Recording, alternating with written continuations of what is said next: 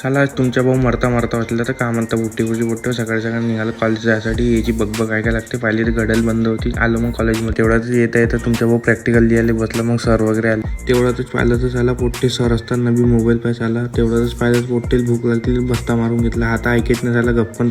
साला सरनं क्लासच्या बाहेर काढलं पण आम्हाला काही लाज शरम नाही. पुऱ्या चेंगड्या. मग तेवढ्यात ब्रेक वगैरे झाला.